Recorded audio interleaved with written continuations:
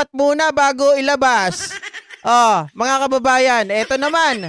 Halatang halata na itong mga ito ay talagang sabi ko nga dinesign talaga. Bakit, JP? Tingnan nyo yung salita ni Escudero dito sa kanyang pahayag kanina. Mga kababayan. Ito yung kanyang pahayag. Siyempre, mga kababayan, para hindi mapagbuntunan, kasi marami na nagtatanong, bakit kayo tahimik si Escudero nung nakaraan? Natandaan nyo, yung sinabi ko na may balita, na sabi ko may mababalasa, speaker or si Chis Escudero, sino kaya ang mauuna? Sino kaya ang matutuluyan? Sabi ko, walang lalabas na ganitong balita kung wala po sila, mga kababayan, na naulinigan. Tama ako. 'Di ba? Inilabas natin 'yon pero walang nanood. Walang naniwala eh. Pero ngayon, iba na. Iba na ang nanonood na kayo lahat. We conducted hearings that unearthed corruption on a scale rarely seen before.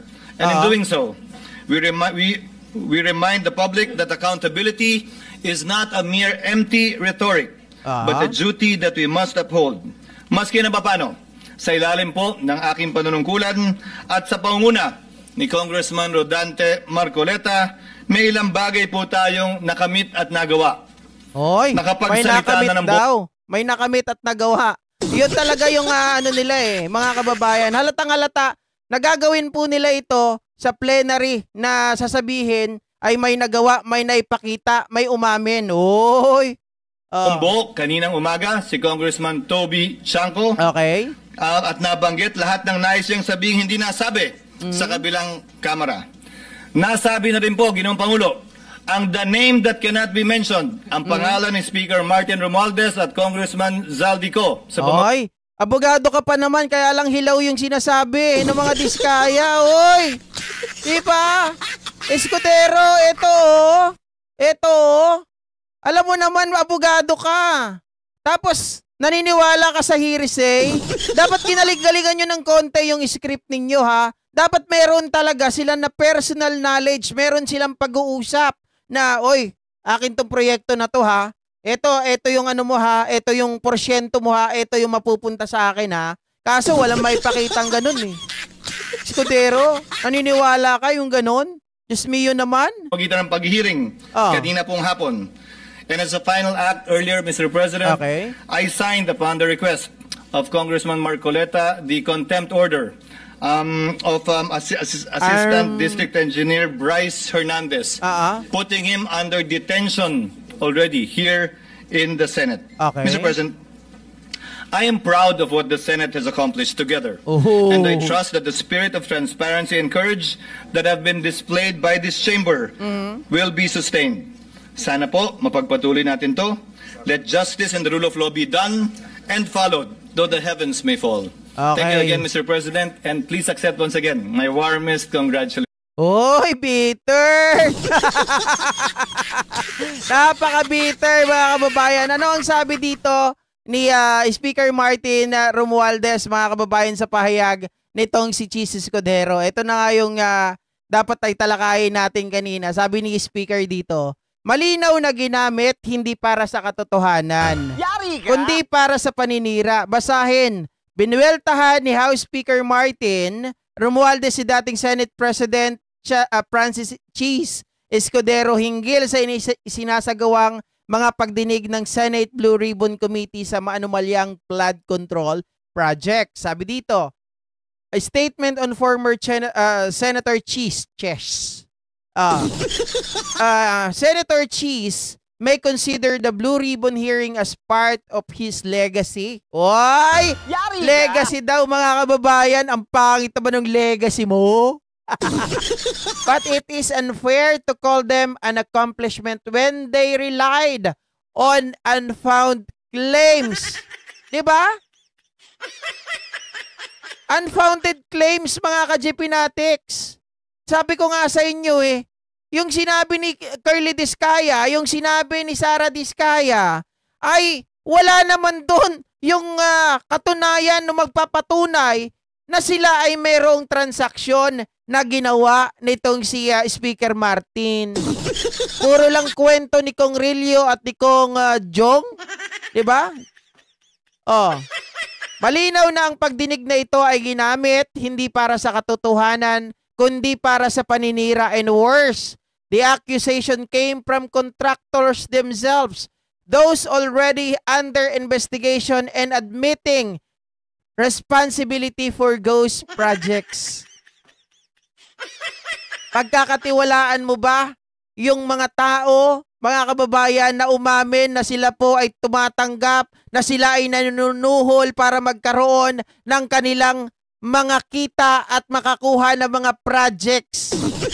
Papaniwalaan mo ba, mga kababayan, yung mga tao na kung saan po ay sadyang sinungaling? Sabi nung una, sila daw po, ang kanilang mga kumpanya ay nagbibid na magkakasama. Ang sabi ng abogado na nalito lang ang aking kliyente, hindi kasi siya sanay. Diba? Nalito lang. Talagang nag-jumble-jumble lang yung laman ng kanyang isip. Di niya alam kung paano siya sasagot. Natural. Pag sinungaling, nagkakanda-gulo-gulo ang kanyang sasabihin. Kasi, mga kababayan, bakit? Kapag ang sinungaling, pansinin nyo kahit mga anak ninyo pag nagsisinungaling, hindi yan dire-diretso nagsasalita. Kasi, mga kababayan, pinaprocess pa nila sa isip nila kung ano yung sasabihin nila, kung paano sila makakalusot. Diba?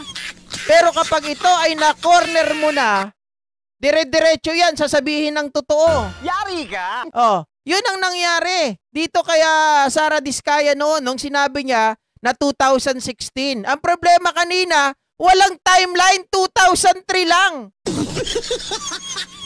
Oh. Diba? Ni walang mga binabanggit na mga senador. Napaka-imposible naman na wala silang senador, mga kababayan, na nabigyan. Sabi, true accountability rests on facts, not on innuendo. Ang sabi-sabi ay hindi ebidensya. O, kita nyo, sinampal ka dito, Escudero. Diba? Sinampal ka dito ni Speaker Martin. O, ang sabi-sabi ay hindi ebidensya. Mga kababayan, the accountability rests on facts. Abogado siya eh. Dapat di siya naniniwala sa sabi-sabi. Sabi ko kanina, any people, any person can use other person, tawag dito mga kababayan, identity, di ba? Para lang makalamang sa kapwa. Oh, para paniwala mo yung tao na yun, oy, this is from speaker ha, this is from president ha, pag hindi mo tinanggap to, hindi ka na makakakuha ng project sa gobyerno, ipapaban ka namin. Ganun lang yun, simple eh. Diba? The House of Representatives remains focused on real work, safeguarding every peso of the people's money and serving with integrity and resolve. Naku, supalpal. Ang nangyari kay Quezon, parang sinabi, oy, abogado ka pa naman. Tapos hindi ka nag-iisip? Naniniwala ka sa sabi-sabi? Wala ka ba sa sarili?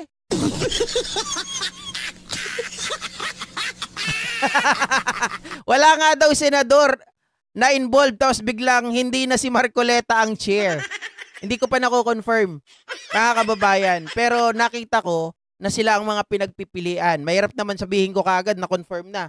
Sa mga dyan nakakaalam, o yung link, bigay nyo sa akin. Diba? Kung sino ang maingay, sila ang kurakot. Ang datae, simula nang maupo si PBBM, sobrang ingat sa paninira. Tama.